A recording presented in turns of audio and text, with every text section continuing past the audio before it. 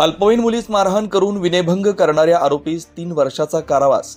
दिनांक 4/9/2020 रोजी सायंकाळी 4 वाजताच्या सुमारास मौजे म्हसवड तालुका मान जिल्हा सातारा या गावच्या हद्दीत रोडला असलेले महादेवमळा इथं फिर्यादीच्या शेतात फिर्यादीच्या 2 अल्पवयीन मुली म्हशी चरण्याकरता गेल्या असता आरोपी दादा पांडुरंग खांडेकर वय 40 वर्ष राहणार खांडेकर वस्ती याने फिर्यादीच्या दोन्ही अल्पवयीन मुलींचा पाठलाग केला असता त्यापैकी एक अल्पवयीन मुलगी तिथून पळून गेली, परंतु दुसरी अल्पवयीन मुलगी पळत असताना खाली पडल्यानं तिला दमदाटी करून तिची छाती दाबून तिच्या मनाला लज्जा उत्पन्न होईल असं कृत्य करून तिला हाताने मारहाण केली असल्याचा म्हसवड पोलीस ठाणे येथे गुन्हा दाखल करण्यात आला।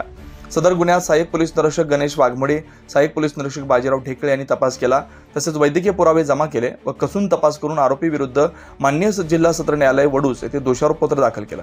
माननीय जिल्हा व सत्र न्यायाधीश श्री NS कोलेसो यांनी आरोपीला पोक्सो कलम 8 भारतीय दंडविधान कलम 323 अन्वये दोषी ठरवून दादा पांडुरंग खांडेकर वय 40 वर्ष यास 3 वर्ष सश्रम कारावास व 1000 रुपये दंड आणि दंड न भरल्यास 1 महिने साधी कैद अशी शिक्षा सुनावली आहे। सदर खटला चालवण्याकामी उपविभागीय पोलीस अधिकारी मान्य अश्विनी शेंडगे मॅडम, सहाय्यक पोलीस निरीक्षक अक्षय सोनवणे, म्हसवड पोलीस ठाणे यांनी मार्गदर्शन केलं। तसेच पोलीस उपनिरीक्षक दत्तात्रय जाधव, विजयलक्ष्मी दडस, आमिर शिकलगार, सागर सजगणे, जयवंत शिंदे यांनी सहकार्य केलं। अशाच नवनवीन अपडेटसाठी आमच्या खबर गावाकडच्या या चॅनेलला सबस्क्राइब करा, आमचे व्हिडिओ लाईक करा आणि शेअर करा। धन्यवाद।